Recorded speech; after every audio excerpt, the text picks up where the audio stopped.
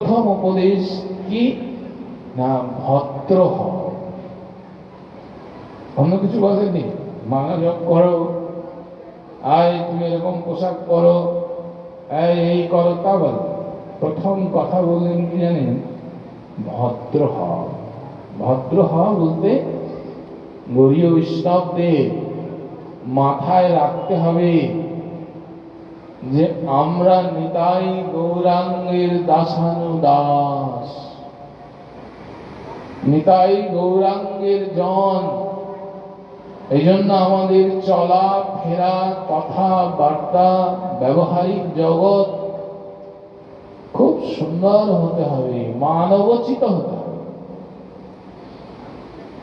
আসরিক নয়, অসুরের মতো নয়। অত অসুর যিনি ব্যবহার জানেন না তাকে মানুষ বলা যায় না।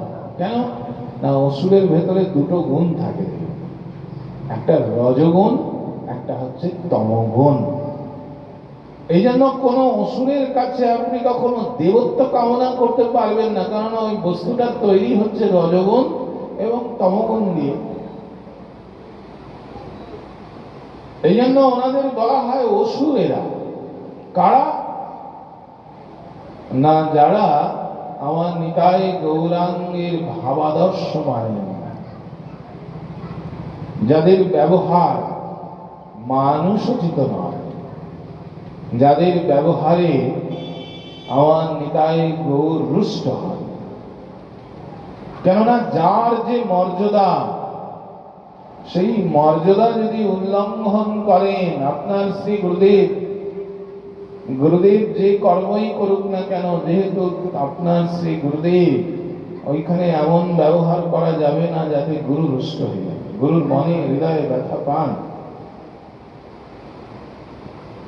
আচ্ছা, এমনও তো হতে পারে যে কর্ম শ্রী গুরুদেব করছেন সেটি আমার মনের মতো হচ্ছে না, বলেন ওইখানেই দূর থেকে প্রণাম করতে হবে যে আমি এখনো বোঝার ক্ষমতা হয়। শ্রী গুরুদেবের কর্মকাণ্ড বোঝার মতো আমার অধিকার হয়নি।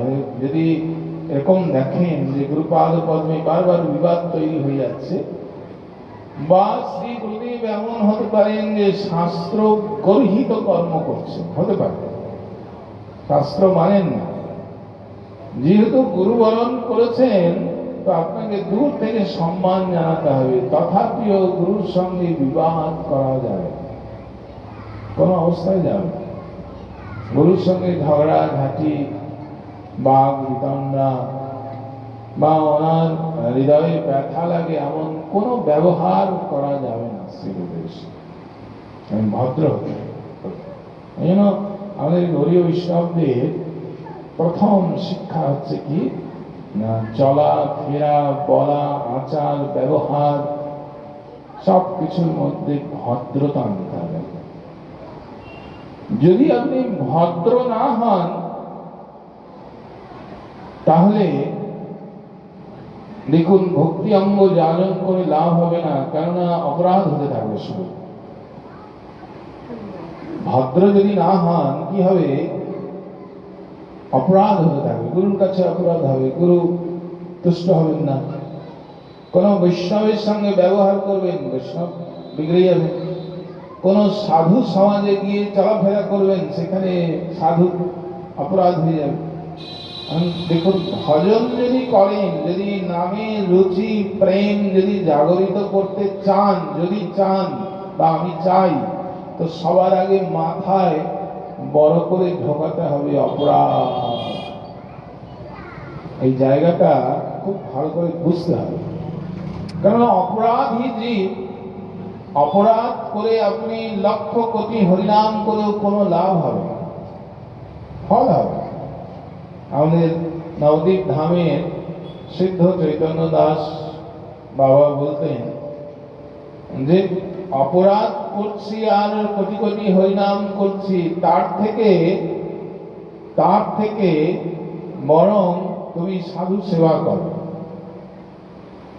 কেমন?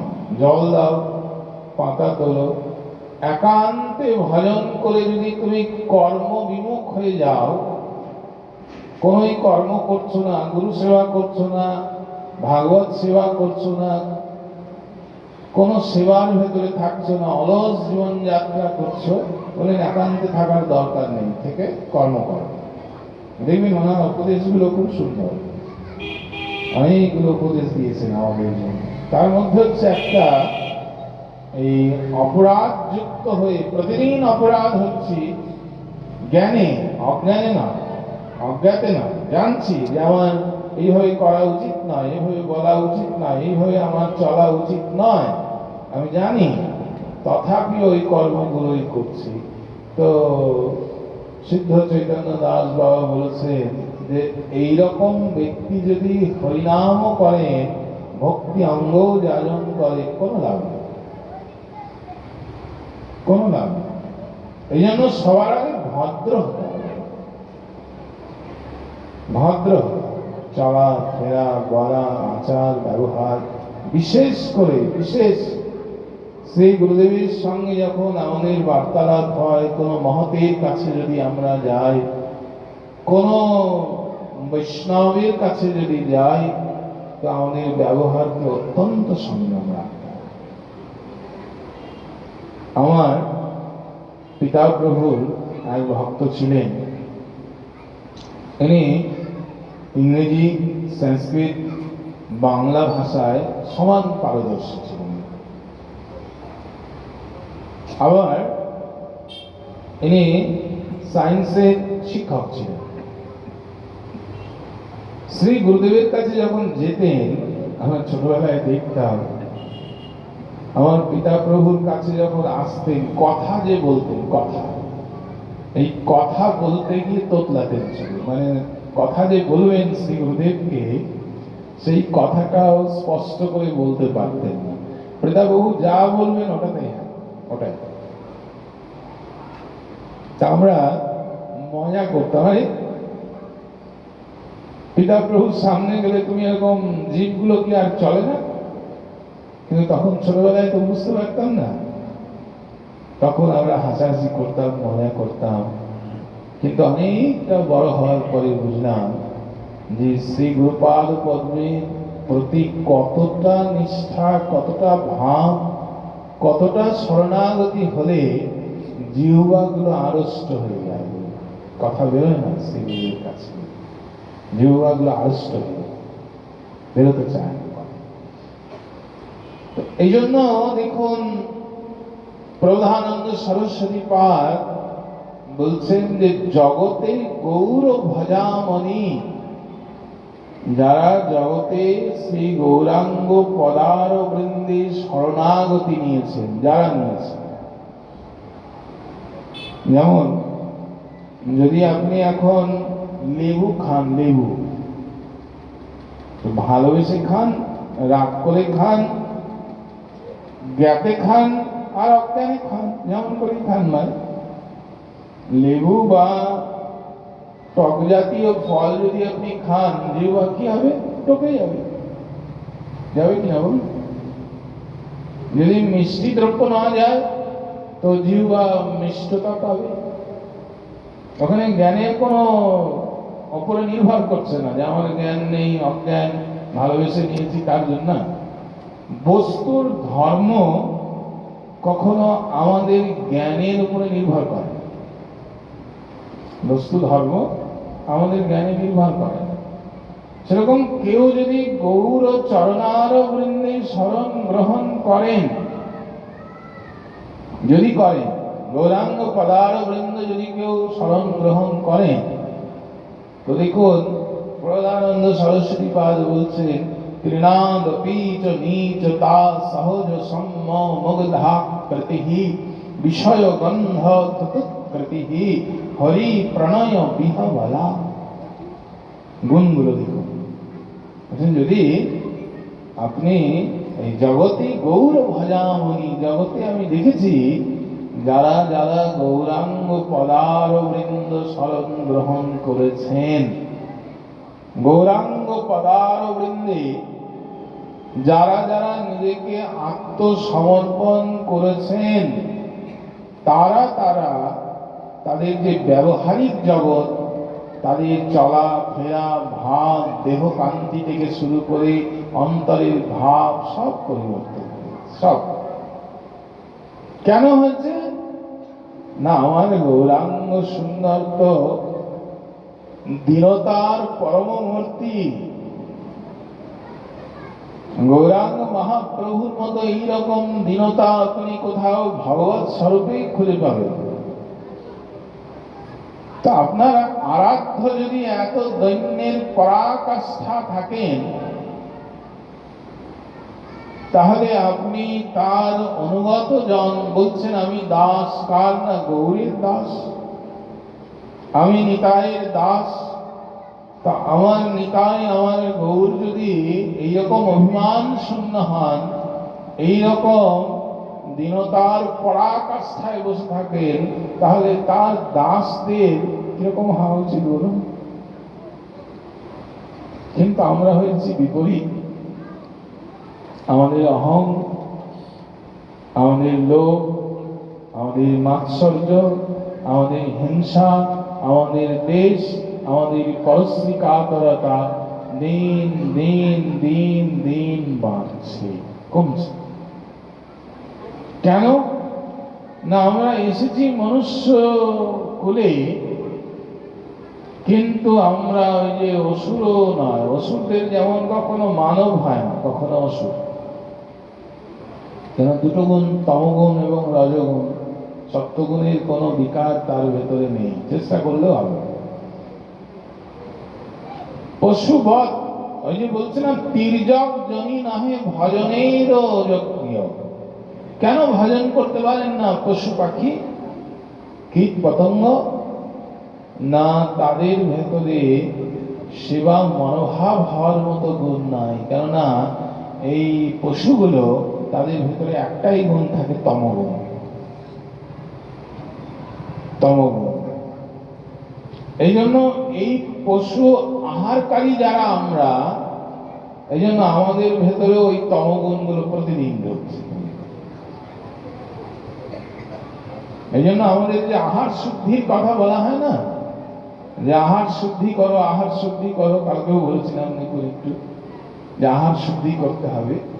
কেন না? এই প্রতিদিন তমগুণ হচ্ছে। প্রতিদিন বাজার থেকে তমগুণ কিনে সুন্দর করে রন্ধন করে আর তমগুণ নিচ্ছে। আর ভাবছেন আমার ভেতরে দেবত্ব আসছে না কেন, আমার ভেতরে দেবত্ব আসছে না কেন? কেন না? এই তময়ের সংস্পর্শে আমার ইন্দ্রিয় প্রত্যঙ্গ অঙ্গ প্রত্যঙ্গ সব তময়ের বিকার।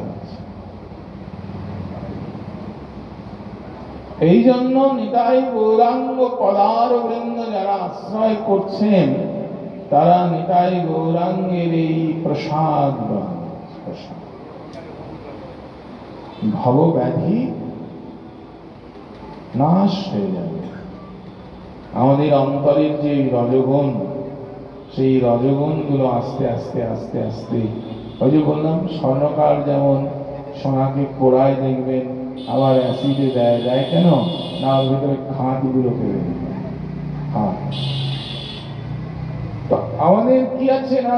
সত্যগুণ এবং রজগুণ দিয়ে তৈরি। তো এই জন্য ভগবানের প্রসাদ, ভগবানের চরণামৃত, ভগবানের চরণের তুলসী, ভক্ত সঙ্গ, ভগবানের কথামৃত পান করে কি করতে হবে? আস্তে আস্তে ওই রজগুণগুলোকে বের। এই রজগুণ যেই বেরিয়ে যাবে, তখন কিন্তু আপনি পুরো সত্য জ্ঞানে হৃদয়টা, তখন দেখবেন সত্য জ্ঞানী হৃদয় হবে, সত্য, নাহলে হবে না। এই জন্য আমাদের স্পৃহা থাকবে সব সময়। গৌরাঙ্গ পরিকর দেখুন, এই গৌরাঙ্গ প্রেম ফল, মহামাদক প্রেম ফল। মহাপ্রভু যে প্রেম ফল দিয়েছেন না, বলছেন এটা মাদক। যেমন কোন ব্যক্তিকে যদি মাদক দিয়ে দেওয়া যায়, সেই মাদক যতক্ষণ তার শিরা উপশিরায় ক্রিয়াশীল থাকবে, মস্তিষ্কে স্নায়ুতন্ত্রে সেই মাদকের প্রভাব যতক্ষণ থাকবে ততক্ষণ কি হয়, তিনি নিজেতে নিজে থাকেন। তাই তো? মাদক কি বলে আর কি শোনে আর কি কর্ম করে বোঝা যায়।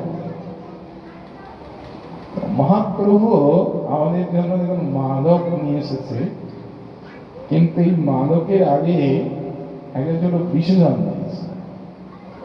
মহামাদক শুধু মাদক নয়,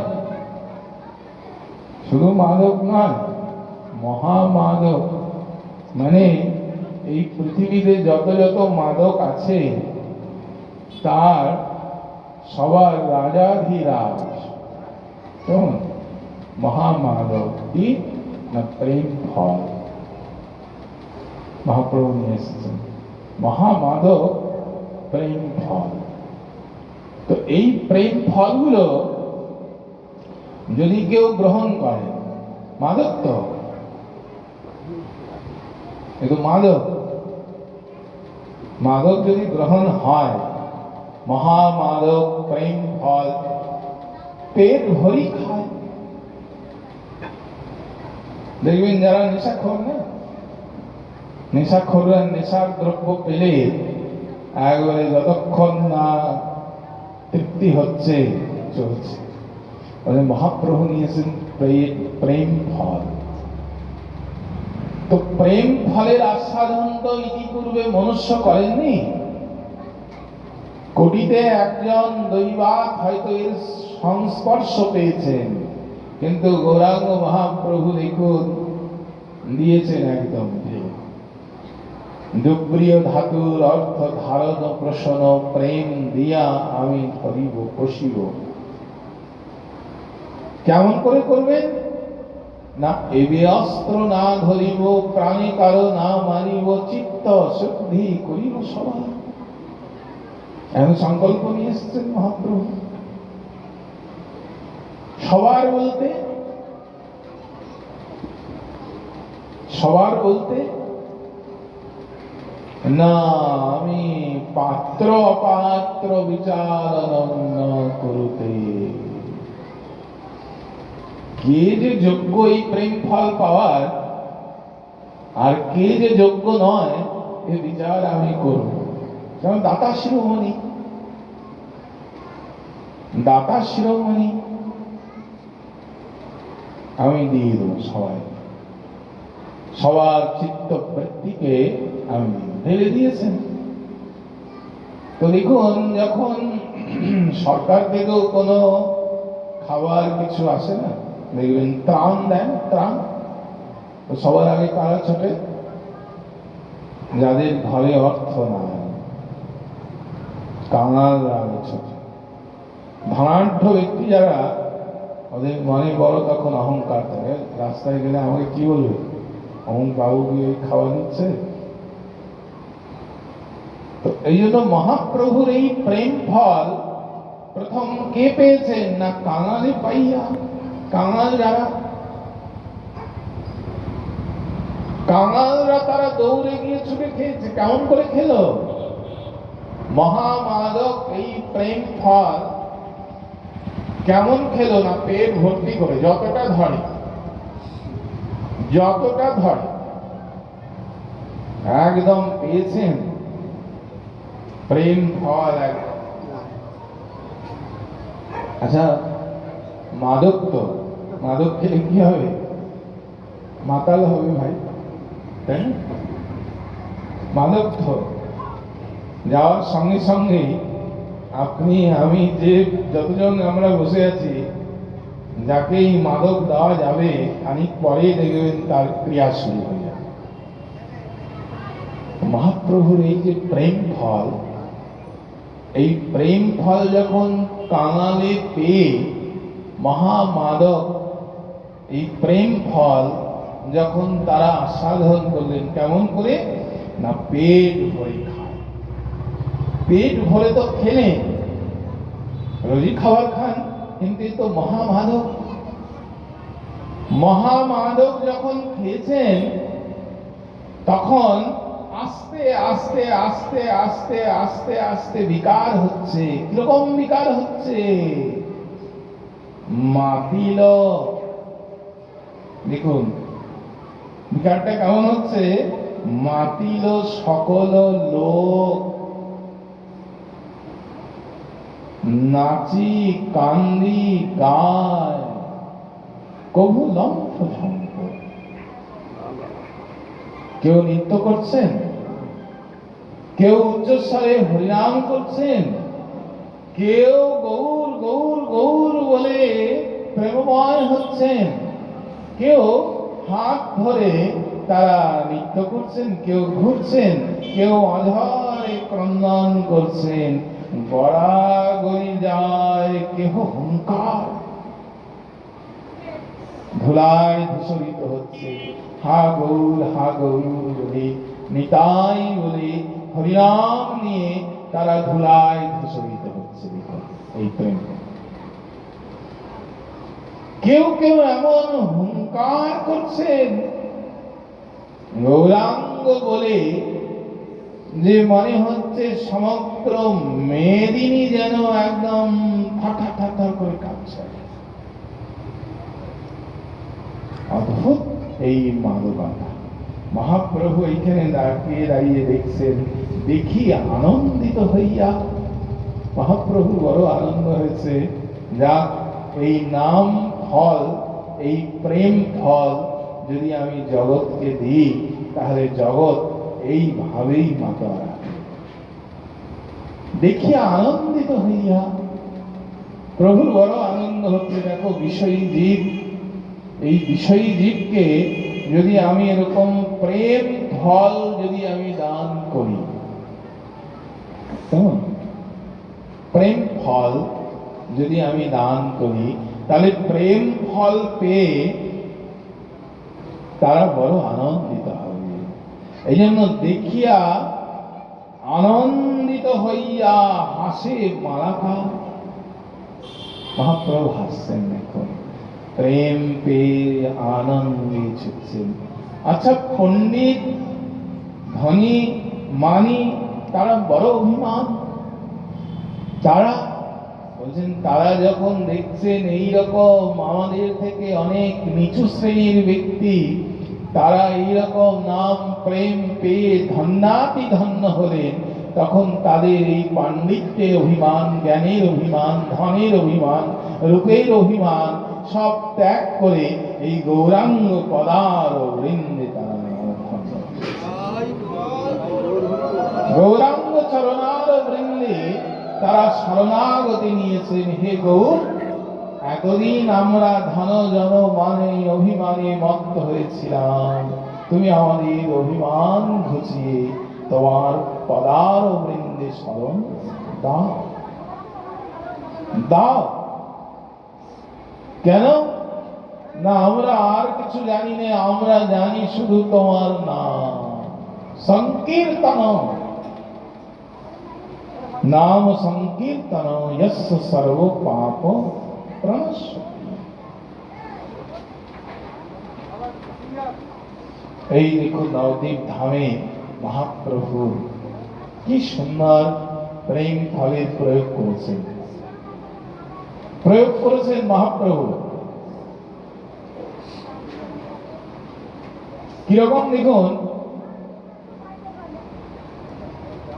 নবদ্বীপ ধামে মহাপ্রভু বিরাজ করছেন, রাস্তার ভেতরে কোন ভক্ত, যেমন বাজার আছে এখানে আপনাদের, দেখুন কিরকম প্রেম, তখন এই প্রেম মাদকতা কেমন। কোন গৌর ভক্ত আরেক গৌর ভক্তকে পেয়েছেন, পেয়ে রাস্তার মাঝখানে দুজনে হাত ধরে আর নৃত্য শুরু করে দিয়েছে। কে ভালো বলছে, কে খারাপ বলছে, কে কি বলবে আর স্পৃহা নাই। প্রেম বড় আনন্দ। মহাপ্রভু নবদ্বীপ ধাম দেখে বড় আনন্দ, আহ্লাদিত হয়ে যাচ্ছে। এই প্রেম ফলটাই তো তোমাদের আমি দান করব। কেন দান করবেন? কি কারণ? আমরা বলি না আরে এটা করবো কি লাভ হবে ভাই। দেখবেন আমাদের বাড়িতেও যদি বলা যায় তুই ভালো করে জব কর, ভাই জব করে কি হবে? যদি বলেন ডেলি প্রতিদিন তুলসী পরিক্রমা করবি, এই তুলসী পরিক্রমা করে কি হবে? ভাই ঠাকুর সেবা করবি, ঠাকুর সেবা করে কি হবে? দেখবেন সবার আগেই ফল, সবার আগেই ফল কি পাবো? কর্ম আমরা করতে চাই। বিদগ্ধ মাধব নাটকে রূপস